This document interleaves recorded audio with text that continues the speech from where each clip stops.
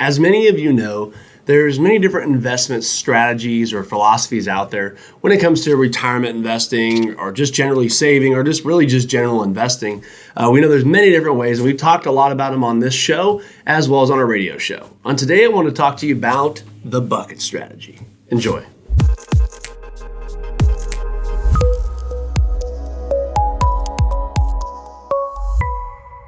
Hello everyone, welcome back to the Financial Beat YouTube channel. And again, for those of you this is your first time stopping by, I'm the host of the channel, Logan Sadler. On today's video, I wanted to talk to you guys about one of these strategies that we use quite a bit here at our firm, as well as it's pretty popular out there in many different iterations and things like that. It's called the bucket strategy, right? So many of us know when investing in traditional markets and things like that. Of course, I'm going to give you my disclosure here. This is not investment advice. You should not go out there and do this. You definitely want to make sure you're consulting with a professional about your unique situation and making sure it's what's best for your goals and your concerns. This is just general guidance and general discussions here, okay? So first off, when investing in the bucket strategy, what the general rule is. Now, there's many different ways to implement this. There's some ways to do it for income, and there's some for just general investment laddering and things like that.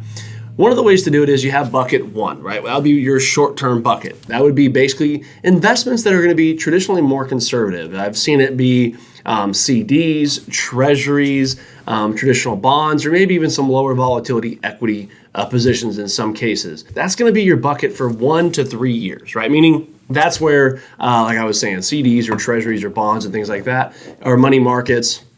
A lot of different investments in that realm could be a very good thing for the shorter term bucket. You're not one to take a whole lot of risk, and you're going to need that money in that 1 to 3 year window.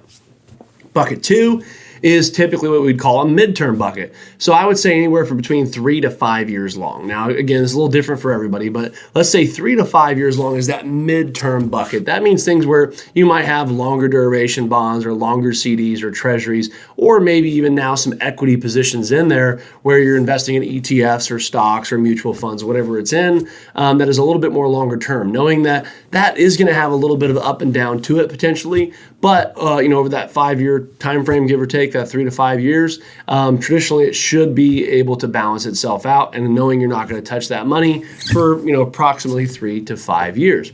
Then you have the longest bucket, right? The long-term bucket. That would be considered anywhere from 5 to 10 years plus. Now, that is going to be traditionally, for most people, all equity positions or longer-term investments, put it that way.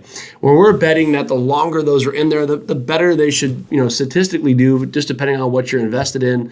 And the return should be higher, but they might also have more risk and volatility to them, knowing that I'm not touching that next year or the year after. I'm going to let that sit and grow. Now, again, depending on what investments you put in there and all that, could be just really independent and depend on your situation as an individual, because each of us have our own, risk comfortability. We like different investments, different products and things like that. So making sure you find that right mix for you can be very important. But I just kind of wanted to go over a general rule of thumb there when looking at the bucket strategy, because I have found, again, having that conversation, and I've had a lot of clients come into our office when we're doing our retirement plans and ask us, what is this bucket strategy, or what's the general census of how it works?